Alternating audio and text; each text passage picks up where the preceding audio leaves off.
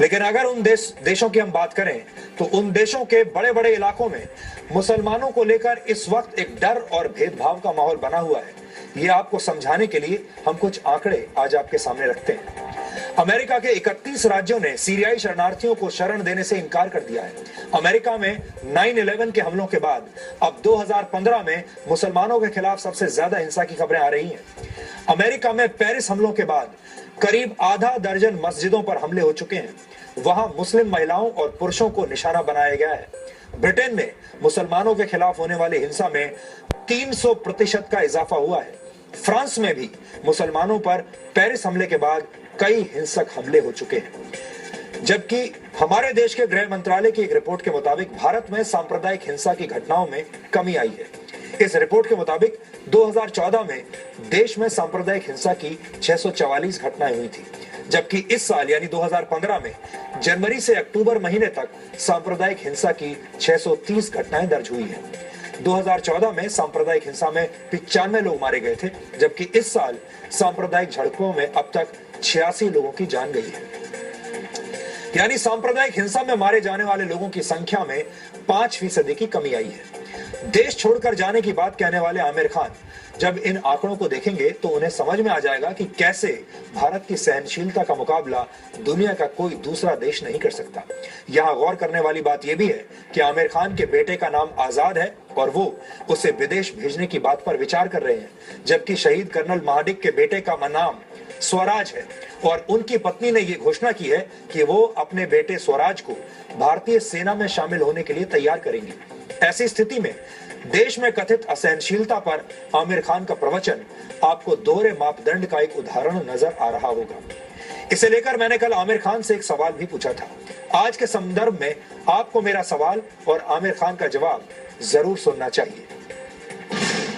हमने हाल में 2 बड़े इंसिडेंट्स देखे, एक दादरी और एक जम्मू कश्मीर में। हाल ही में कर्नल संतोष महादिक वो शहीद हुए थे। कर्नल संतोष महादिक को एक आतंकवादी ने मारा अभी पिछले हफ्ते, और दादरी का जो घटना थी वो हम सब जानते ही हैं। Both are act of violence.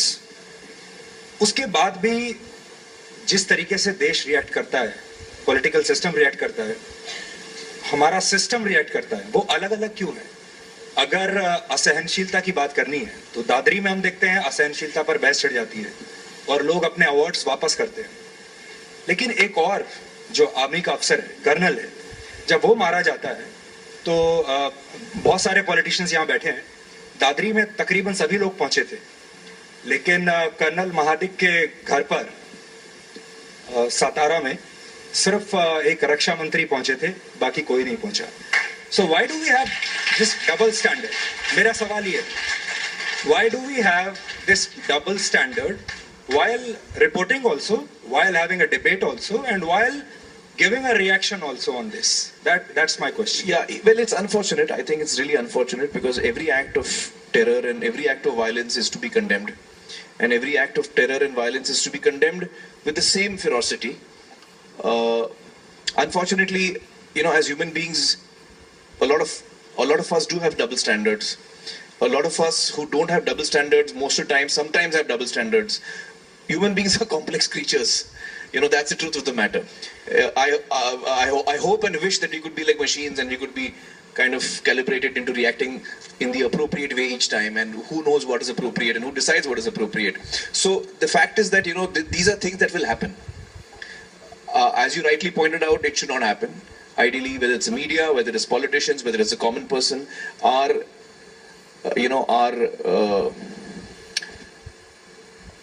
reaction to violence should be identical, whether it's one community doing it or another community doing it in any way. And by and large it is. I think by and large most people are against violence of any kind, no matter who is behind it. I think by and large that is the case. America, Britain और Europe के कई देशों में सिर्फ Khan surname होने की वजह से ही लोगों को एयरपोर्ट पर अलग कमरे में ले जाकर उनकी जांच की जाती है और उनकी तलाशी ली जाती है।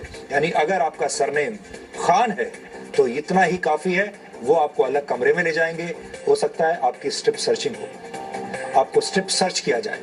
शाहरुख खान के साथ अमेरिका में ऐसा पहले हो चुका है, लेकिन तब किसी को भी असहनशीलता का ख्याल नहीं आया। कोई ये नहीं कहता कि अमेरिका असहनशील देश है। आमिर खान पढ़े लिखे व्यक्ति हैं, फिल्मों की दुनिया में उन्हें मिस्टर परफेक्शनिस्ट भी कहा जाता है। लेकिन ये बड़े अफसोस की बात है कि हमारे देश में धार्मिक आजादी को लेकर जो सोच आमिर खान की है, उसमें दूर दूर तक परफेक्ट जानकारी का अभाव है। इसलिए आज मैं आमिर खान का सामान्य ज्ञान बढ़ाने वाली एक रिपोर्ट का जिक्र करना चाहूंगा, और यह भी हो सकता है कि इस रिपोर्ट में दी गई जानकारी आमिर खान को बुरी लगे, लेकिन जो सच है वो सच है। आंकड़े कभी झूठ नहीं बोलते। अमेरिकी संस्था प्यू रिसर्च ने धार्मिक आजादी को लेकर हाल ही में एक रिपोर्ट जारी की है, जिसमें कहा गया है कि भारत दुनिया के उन देशों में शामिल है जहां के सबसे ज्यादा लोग धार्मिक स्वतंत्रता के पक्षधर हैं। यह रिसर्च 5 अप्रैल से 21 मई 2015 के बीच किया गया था। रिसर्च के नतीजों के मुताबिक भारत में हर 10 में से 8 लोग धार्मिक स्वतंत्रता के पक्षधर हैं। प्यू रिसर्च ने यह स्टडी दुनिया भर के तमाम देशों में धार्मिक स्वतंत्रता के अधिकार, अभिव्यक्ति की आजादी, सरकारी सेंसरशिप, राजनीतिक चुनाव और इंटरनेट पर स्वतंत्रता को आधार बनाकर की थी, और इसमें भारत के लोगों ने उनसे पूछे गए सभी सवालों का सहनशील जवाब दिया था। शायद आमिर खान इस वक्त एक भ्रम की स्थिति से गुजर रहे हैं, क्योंकि वो समाज को एक खास चश्मे से देख रहे हैं, और ये ऐसा चश्मा है जिससे आमिर खान को देश के वो आंकड़े नहीं दिख रहे हैं जिनके प्रति उन्हें असहनशील होना चाहिए। असहनशीलता कहां पर दिखती है और उसके बारे में हम क्यों नहीं सोचते, अब ये देखिए। भारतीय समाज हर 16 मिनट में हत्या की एक वारदात सहता है। हर 14 मिनट में एक महिला बलात्कार का दर्द सहती है। भारत में हर 7 मिनट में अपहरण की एक घटना होती है जिसे हम सहते हैं। हर 60 मिनट में एक महिला दहेज हत्या की बलि चढ़ जाती है, वो भी हम सहते रहते हैं। हर 11वें मिनट में एक दलित अत्याचार सहता है, और हर 8 मिनट में एक दंगा समाज की सहनशीलता की परीक्षा लेता है। लेकिन देश की ये समस्याएं आमिर खान को शायद दिखाई नहीं देती। हमारी आमिर खान को मुफ्त की सलाह यही रहेगी कि वो अपने चश्मे का नंबर बदलें, अपना चश्मा बदलें, अपने आसपास देखें, फिर अपने आप को देखें, और वो ये पाएंगे कि आज आमिर खान जहां पर खड़े हैं, आज वो इतने बड़े हैं कि आज उन्हें बड़े बड़े मंचों पर बुलाया जाता है, उनके इंटरव्यूज किए जाते हैं, उनकी भावनाओं को और उनके विचारों का आदर किया जाता है। वो एक सुपरस्टार है, और उन्हें सुपरस्टार बनाने वाला देश यही है, भारत देश है। इसी देश के लोग हैं जिन्होंने आमिर खान को इतना बड़ा बनाया है, और इनमें हिंदू भी हैं, मुसलमान भी हैं, ईसाई भी हैं और सिख भी हैं। डीएनए में अब एक इंटरवल का वक्त हो गया है। इंटरवल के बाद हम आपको कश्मीर के नादी मर्ग गांव में लेकर चलेंगे, जहां कश्मीरी पंडितों की बर्बाद निशानियां आज भी आंसू बहा रही है। ये कश्मीरी पंडितों पर वो रिपोर्ट है जिसे आप सहन नहीं कर पाएंगे। यह आतंकवाद प्रभावित इलाके से कश्मीरी पंडितों का सबसे बड़ा डीएनए टेस्ट है। हम चाहते हैं कि असहनशीलता पर बहस करने वाले बुद्धिजीवी और खास तौर पर आमिर खान आज का ये डीएनए टेस्ट जरूर देखें। उन्हें थोड़ा सा इंतजार करना पड़ेगा। इस ब्रेक के बाद हम लौट रहे हैं।